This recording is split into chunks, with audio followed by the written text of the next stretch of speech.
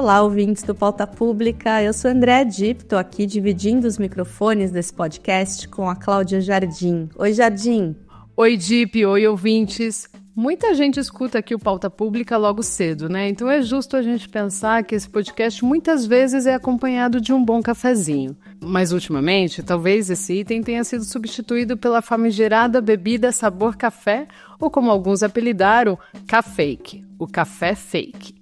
A substituição tem um motivo bem claro e, diferente de alguns alimentos, está na boca de todo mundo: a alta dos preços. Segundo o Índice Nacional de Preços ao Consumidor Amplo, o IPCA, nos últimos 12 meses o preço do café aumentou 50,35%. Quanto à estimativa geral, segundo o IBGE, janeiro de 2025 foi o 5º mês consecutivo com registro de aumento do preço dos alimentos.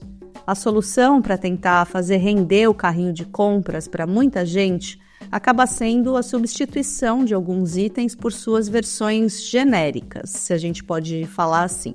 São aqueles que vêm com o nome produto similar ou ainda produto sabor de. Assim, o leite é substituído pelo composto lácteo, o requeijão cremoso vira mistura de requeijão e amido e assim por diante. Em geral, essas imitações são mais baratas justamente porque têm menos valor nutricional do que os produtos originais, podendo causar problemas de saúde, e isso sem falar nos ultraprocessados, né? Que podem provocar hipertensão, diabetes e outras doenças crônicas. Mas isso merece uma conversa à parte. Mas voltando aqui, a causa da alta dos alimentos pode ser um conjunto de múltiplos fatores, como as mudanças climáticas e o El Niño, guerras como a da Rússia e Ucrânia, crise energética, custo de combustível, entre outros.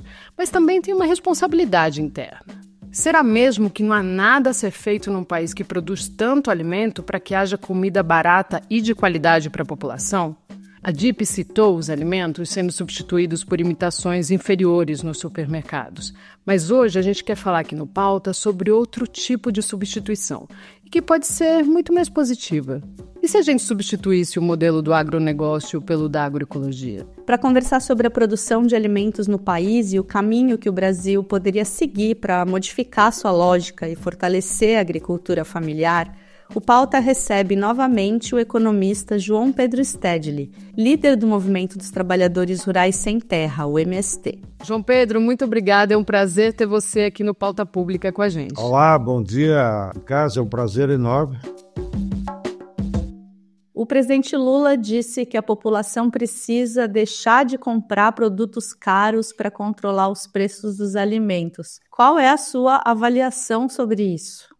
Bem, a figura do presidente, claro, tem toda a autoridade do mundo para fazer frases feitas e tentar motivar a população. Mas a gente sabe, né, o problema dos alimentos é um problema crônico da sociedade brasileira, porque há muito tempo, quiçá 2 décadas, 3, que a sociedade brasileira vem pagando um alto preço pela existência de 2 modelos de agricultura muito perversos. Um é o modelo do latifúndio predador, que são as grandes propriedades financiadas pelo capital financeiro, às vezes até por empresas transnacionais, que em tempos de crise tentam acumular riqueza se apropriando dos bens da natureza.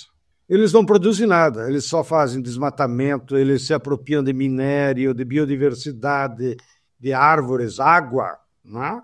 Enriquece, mas não produzem nada. E o segundo modelo é do agronegócio, cantado em verso e prosa como moderno, como a solução da agricultura brasileira, como se carregasse o mundo nas costas. Na verdade, a gente sabe que é um modelo que refaz a velha plantation. Só que agora, em vez de trabalho escravo, eles têm nas suas grandes fazendas o agrotóxico e as máquinas. E esse modelo do agronegócio, ele não produz alimentos, nem dá emprego para as pessoas. E também agride a natureza. Então, o modelo do agronegócio produz fundamentalmente 5 commodities para exportação: soja, milho, algodão, cana e pecuária bovina. Bom, e o terceiro modelo é o da agricultura familiar, que são 5 milhões de agricultores que vivem, como diz o nome, com as suas famílias, que trabalham no campo, que praticam uma policultura e que são os que produzem os alimentos para o mercado interno. Em certa ocasião, a Conab chegou a comprar 367 tipos diferentes de alimentos da agricultura familiar. Bom, nós ganhamos eleições com Lula, mas, na essência, a política agrícola não mudou. Então, o poder do Estado, o poder financeiro dos bancos, a influência das empresas transnacionais que vendem os insumos e compram as commodities, não se alterou. E, por isso, ao longo do tempo, estruturalmente, a produção de alimentos vem sendo desprestigiada, digamos assim. João Pedro, mas assim, por que o café, a carne, né, que são parte da nossa cesta básica, eles estão tão caros assim? De quem é a responsabilidade? No caso atual, que está afetando a população e eles estão mais indignados, eles, digo nós, é porque alguns produtos que são commodities e são controlados por grandes oligopólios, sobretudo o óleo de soja, o café e a carne, esses 3 produtos subiram muito de preço. O Brasil não consegue frear o preço da comida. Não estamos mais nos alarmantes 12% de inflação do último ano de Bolsonaro, mas o cenário ainda preocupa. Só no ano passado, o preço dos alimentos e bebidas subiu 7,69%, segundo o IBGE. E note, não são produzidos pela agricultura familiar. Então, por que subiu tanto o preço? Porque, como a gente aprendeu na economia, eles praticam preço de oligopólio. Então, 4 ou 5 empresas decidem o preço da carne, do café e do óleo de soja. E se agrava porque houve uma expansão muito grande no último período, nos últimos 6 meses, das exportações, e a taxa de câmbio aumentou muito no Brasil. De maneiras que essas empresas preferiram exportar do que vender no mercado interno. E mesmo quando vendem para o mercado interno, eles atualizam o preço em dólar. Bom, se eu estou vendendo café na França por tantos dólares, então eu vou entregar no supermercado aqui no Brasil pelo mesmo preço. E quem quiser comprar, que compre. E quem não quiser, que não coma. Essa é a situação de por que nós temos uma falta de alimentos generalizada no país. Aí é um problema de demanda da agricultura familiar. E, por outro lado, esses produtos que eu citei agora são controlados por oligopólios. E o governo federal lançou o Plano Safra 2024-2025. Vão ser disponibilizados mais de 400 bilhões de reais em linhas de crédito para médios e grandes produtores. Isso representa 10% a mais do que no Plano Safra anterior. João Pedro, mas então aqui a solução seria, ou o debate deveria ser em torno ao modelo de produção? Quer dizer, a gente vê que o governo, no Plano Safra, deposita mais de 400 bilhões em créditos para o agronegócio, enquanto a agricultura familiar recebeu menos de 70 bilhões. Então é isso? A discussão aqui deveria girar em torno de quem produz alimento? As duas coisas. O governo, se tivesse força, deveria atuar para controlar o preço, pelo menos desses 3 produtos que subiu muito: café, carne e o óleo de soja. Há muitos mecanismos de controle de preço. Ele poderia impor imposto de exportação e com esse imposto de exportação compensa, assim como a Conab poderia comprar carne, café, açúcar e óleo de soja e disponibilizar para as redes de mercados que chegam na periferia. Então, há muitas medidas paliativas, mas que funcionam, que poderiam controlar o preço. Não estou falando de tabelamento, mas formas governamentais de induzir a baixa do preço. E a médio prazo, aí sim, é preciso reconstruir uma política agrícola e agrária que coloque a agricultura familiar no centro das prioridades do governo. Isso significa que o governo vai ter que colocar muitos recursos na Conab, porque mais que o crédito rural que você citou, o mais importante para aumentar a produção de alimentos pela agricultura familiar é quando o governo garante a compra. E isso ele chegou a fazer no Lula 2. Porém, agora a Conab está meio desgualepada, não tem recurso, é aquela burocracia tremenda. Então, o governo deveria botar muitos recursos na Conab, porque a Conab administra um programa que se chama PAA, Plano de aquisição de alimentos. A notícia foi recebida com esperança e entusiasmo pelos agricultores. O que a gente quer de bom para a gente pode distribuir para outras pessoas. A gente também quer ter esse incentivo de mostrar às pessoas o que é ter uma alimentação saudável na sua casa. E esse plano permite que a Conab vá lá, faça contratos com as associações de agricultores familiares, sindicatos, cooperativas, ou até individual. Então, o agricultor vai lá e diz para a Conab, eu produzo tanto de abóbora, tanto ovos de galinha, tanto de pepino, tanto de alface, eu quero vender para o governo. A Conab diz, muito bem, então você pode produzir quanto tu quiser, você vai me entregar tal mês, e assim que você me entregar, você emite a nota de produtor e eu pago à vista. Então, ele é um poderoso instrumento que, inclusive, substitui o crédito, que o agricultor tem medo de entrar no banco, com toda razão. Mas, se ele tiver segurança que o governo vai comprar, ele, com a sua força de trabalho, pede ajuda aqui e acolá, ele aumenta muito a produção. E aí, ele leva essa produção, como a Conab indica, às vezes leva para uma associação na periferia, às vezes leva até no presídio, no quartel do Exército, no hospital público, né? Numa escola, vai lá, entrega, a pessoa que recebe lá da entidade assina um documento, confere que os produtos são aqueles, com aquela nota, ele vai na qualquer banco público, ou mesmo nas loterias, e recebe à vista. Então, isso é um incentivo muito grande. E, inclusive, no passado, nós tínhamos uma norma dentro da Conab, que a Conab pagava, inclusive, 30% a mais no preço, desde que os produtos fossem agroecológicos. E, com isso, então, teria um estímulo a mais para o agricultor familiar produzir sem veneno. João Pedro, historicamente, o Movimento Sem Terra é um aliado do PT, ao mesmo tempo em que vocês sempre foram muito críticos e sempre colocaram, né, em todas as críticas publicamente. Vocês também do MST que sempre reforçam que os números de que o FHC assentou mais famílias do que os governos liderados por Lula e Dilma. E em dezembro, você deu uma entrevista dizendo que o MST tinha cansado das promessas feitas pelo governo Lula. Como que está essa relação hoje? Bem, primeiro entender a nossa natureza. O MST nasceu com um movimento de massas no bojo da redemocratização do país, do reascenso do movimento de massas, lá no final da década de 70, início da década de 80, e o resultado foi a reconstrução de diversas organizações da classe.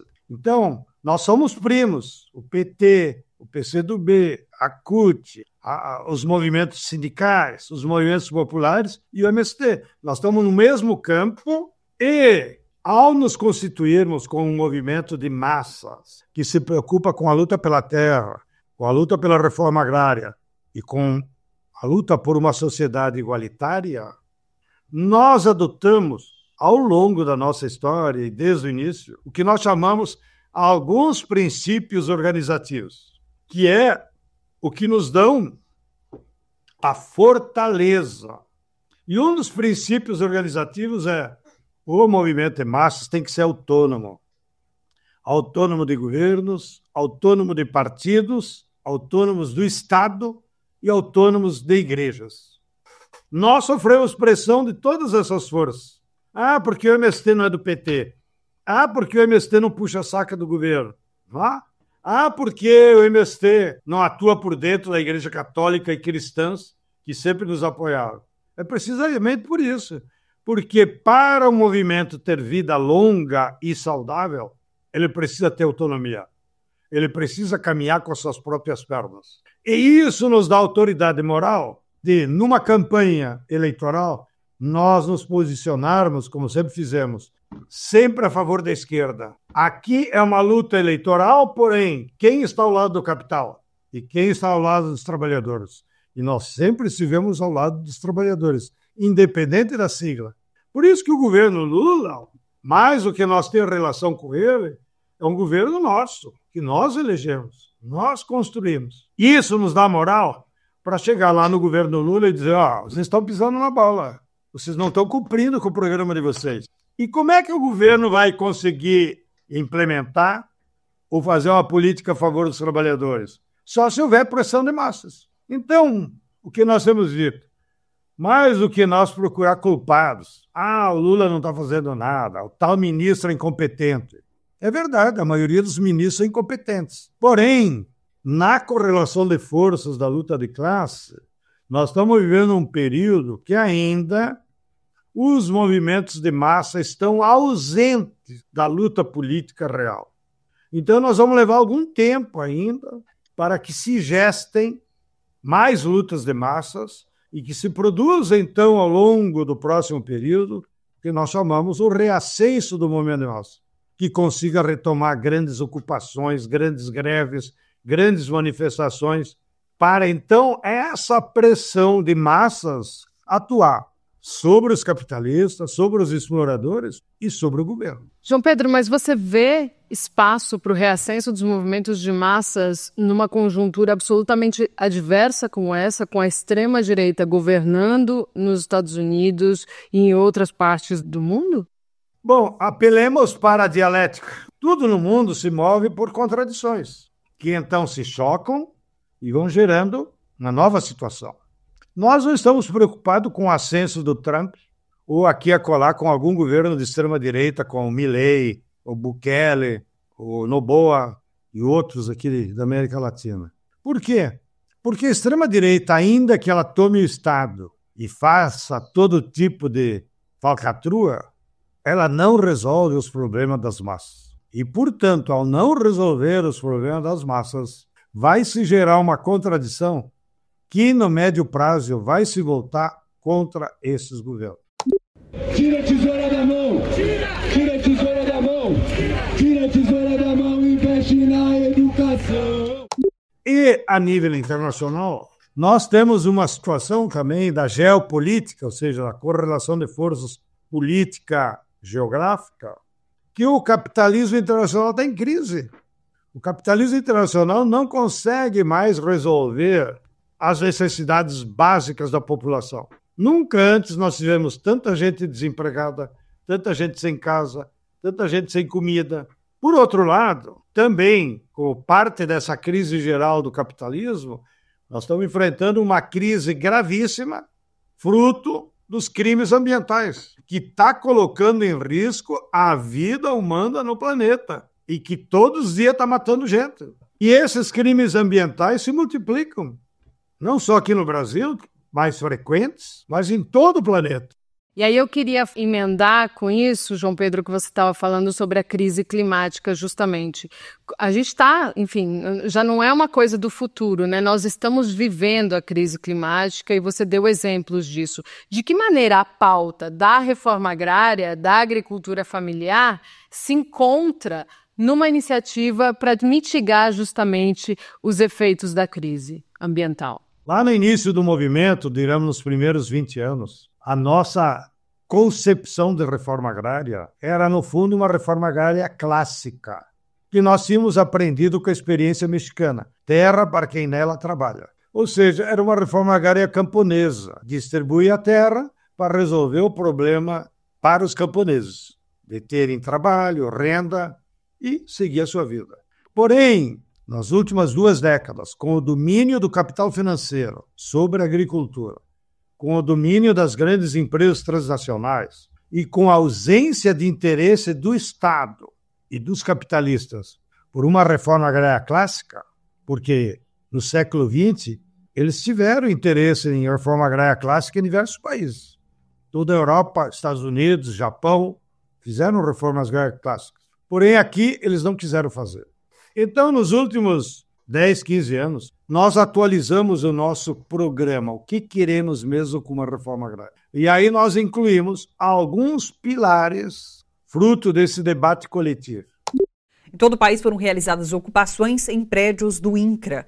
Segundo o MST, o objetivo é denunciar a retirada de direitos dos trabalhadores do campo, o retrocesso na reforma da Previdência Rural e os cortes no orçamento de 2018 para a reforma agrária promovidos pelo governo Temer. Claro, o primeiro continua sendo a distribuição de terra com uma condição, inclusive, de justiça social. Por que um capitalista tem direito a ter 200 mil hectares, como o seu Blairo Maggi, e um trabalhador rural não tem direito a nenhum hectare. Então há um problema aí de injustiça de uma sociedade extremamente desigual. O Brasil é um dos países mais desiguais do mundo. Nosso país figura ao lado de México, Emirados Árabes e África do Sul, entre os lugares do mundo onde a desigualdade de patrimônio e renda é mais severa, segundo um estudo publicado recentemente. Porém, nós incluímos a prioridade absoluta para uma reforma agrária é produzir alimentos para todo o povo, respeitando a culinária, a diversidade cultural, produzir aqueles 367 tipos de alimentos e produzir de forma saudável. Portanto, nós incluímos no nosso programa e na nossa concepção que a reforma agrária tem que também adotar a agroecologia como a matriz produtiva que vai nos permitir, com conhecimentos científicos e com a sabedoria popular, aumentar a produção de alimentos sem o uso de agrotóxicos. O terceiro paradigma que nós adotamos foi a defesa da natureza. Para quem vive no campo, defender a natureza é defender a vida. E então, nessa nova concepção da reforma agrária, que nós chamamos reforma agrária popular, notem, não é só uma questão de retórica. Antes, a nossa reforma agrária era camponesa, atendia os interesses dos camponeses, e são muitos, milhares. Agora, a nossa reforma agrária é popular. Significa que ela tem que atender às necessidades de todo o povo brasileiro. E é nisso que nós estamos.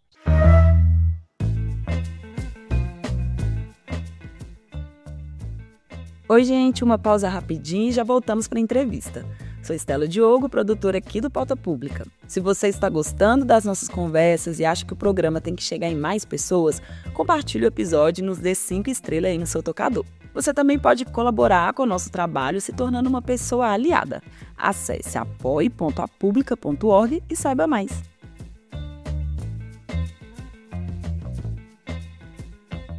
João Pedro, eu queria voltar à questão do plano de governo. Uma pergunta concreta. A reforma agrária ela está fora da agenda do governo? Primeiro, eu diria, o Estado brasileiro, em tudo que ele representa dos interesses dos capitalistas e do agronegócio, não quer fazer reforma agrária. Segundo, o governo Lula não tem uma visão clara desses modelos que se enfrentam na agricultura, não fez uma opção prioritária pela agricultura familiar e por alimentos sadios. Então, o próprio governo fica apagando incêndio. Ele tem uma política agrária de apenas resolver conflitos. E, mesmo assim, tal a incompetência do atual ministério que, em 2 anos, eles só resolveram 2 conflitos. Um lá de Cascavel, que eu fui, inclusive, na missão de Poço, onde os companheiros estavam há 21 anos acampados em cima de um latifúndio. E a semana passada, o governo anunciou a desapropriação de uma área que é resquícios do que for o nascimento das ligas camponesas lá na Paraíba. Mas isso é ridículo. Em 2 anos, você resolver 2 conflitos, que atingem 60 famílias cada um. Aqui, para você fazer um programa de reforma agrária, tem que enfrentar o problema de milhares de camponeses. João Pedro, eu me lembro de ler uma entrevista sua para o Brasil de Fato, em que você dizia que justamente não tinha projeto de país no governo Lula. Você acha que isso é um problema da esquerda em geral ou você fala especificamente do governo Lula? Porque eu acho que isso é uma coisa que eu tenho ouvido em outros lugares do mundo, assim, de que não existe um projeto de futuro por parte da esquerda. Como que você vê isso? Eu acho que, de fato, a esquerda mundial, e a brasileira em particular, está em dívida. Ela não consegue debater, refletir e propor um programa anticapitalista, ou, se quiserem, pós-capitalista. Então, isso é no sentido geral do que nós estamos vendo. Na América Latina, para ser justo, eu acho que nós temos alguns países que as forças de esquerda têm projeto de país, sabem para onde ir, apesar das dificuldades. Me refiro ao México, a Cuba e a própria Venezuela. Eles têm ideia de qual é o futuro. Nos demais países da América Latina, infelizmente, há uma ausência, já começando, de debate sobre projeto e, evidentemente, de aglutinar forças em torno a um possível projeto. Agora, eu sou otimista. Eu acho que esse problema do projeto não depende de reunião, ou de nós encomendarmos para alguns intelectuais de esquerda, botem aí no papel o que seria um projeto de país para atender as necessidades da população.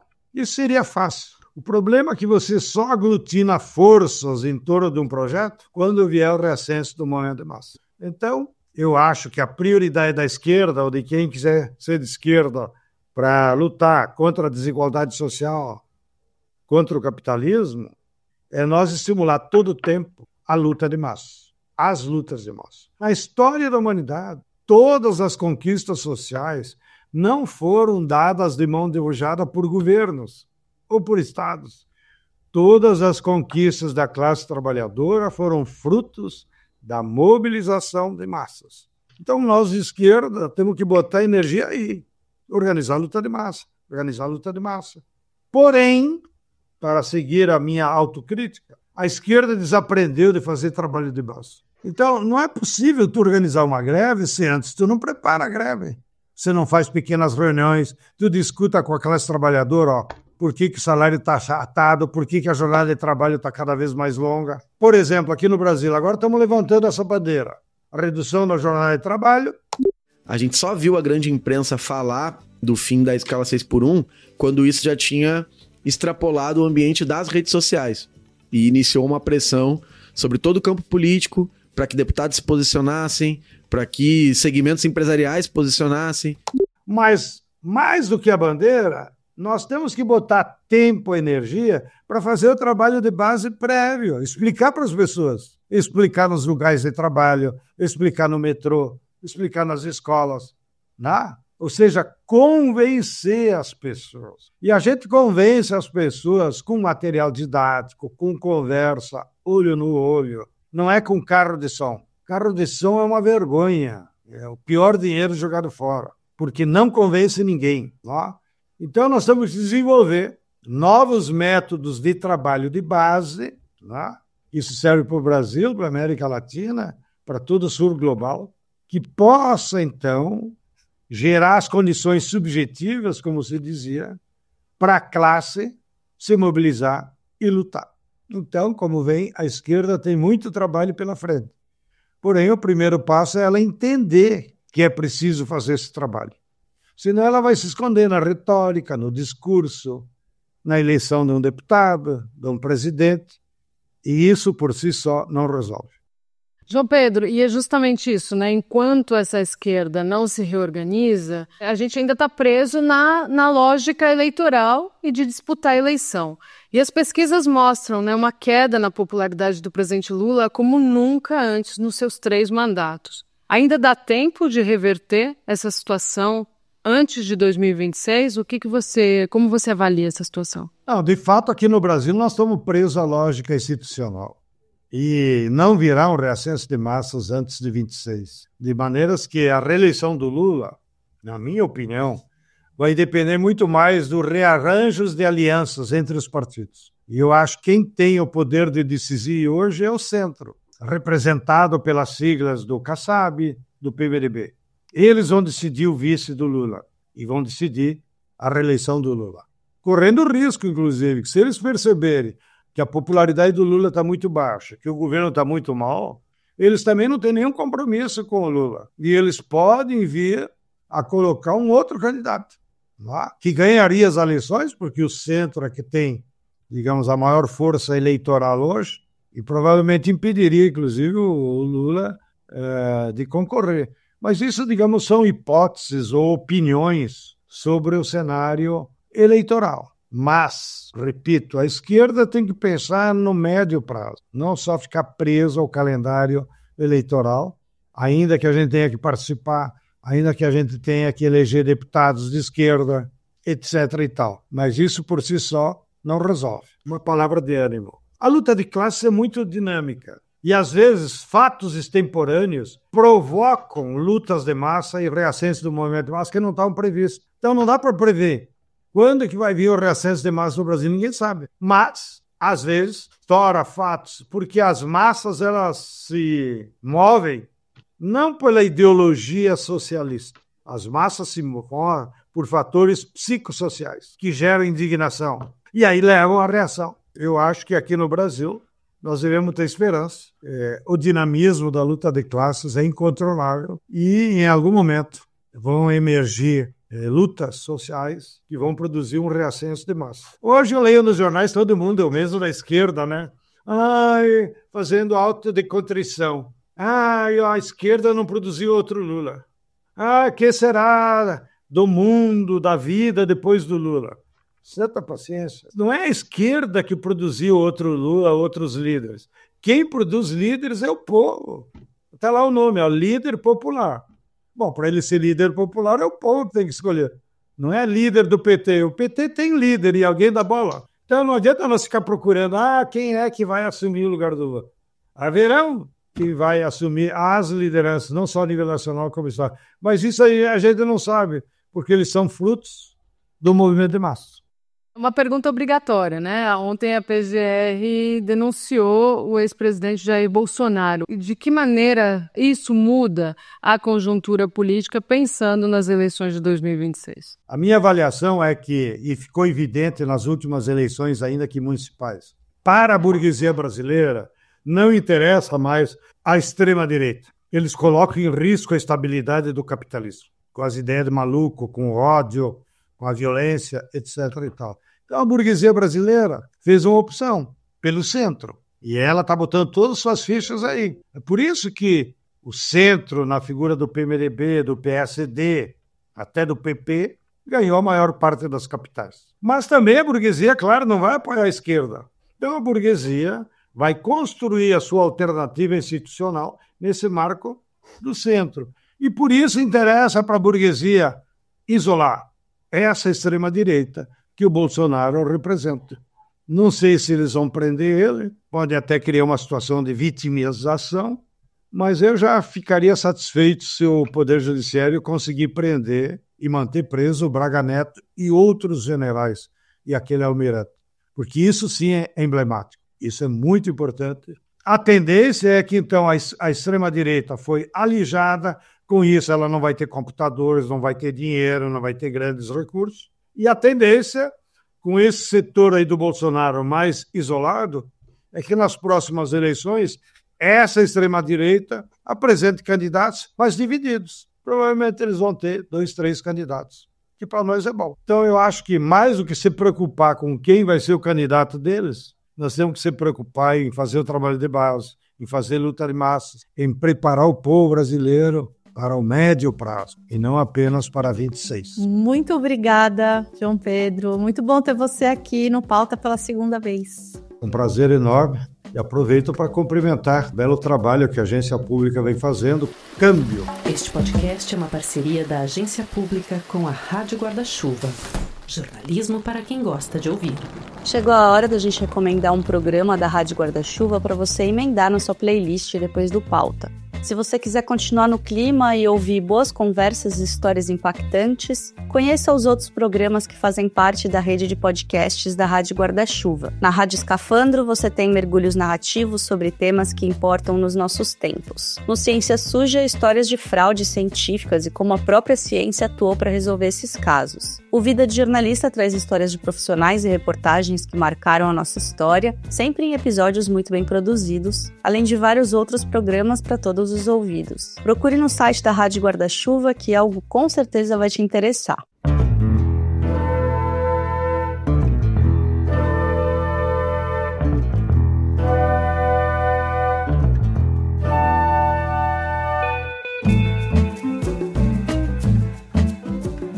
E chegamos ao fim de mais um Pauta Pública. Muito obrigada para você que ficou com a gente até aqui. O Pauta é apresentado pela Cláudia Jardim e por mim. Eu e a Jardim também cuidamos da pauta e da entrevista do programa. A produção é da Estela Diogo, a edição e roteiro são do Ricardo Terto, as artes e a identidade visual são da Tainá Gonçalves. Na comunicação, a coordenação das redes sociais é da Lorena Morgana e a publicação no site fica com a Rafaela Ribeiro. A trilha sonora original é do Pedro Vituri. A coordenação da produção e edição de podcasts da Pública é da Cláudia Jardim. Pauta Pública é uma produção original da Agência Pública de Jornalismo Investigativo. Até sexta que vem, gente. Um abraço.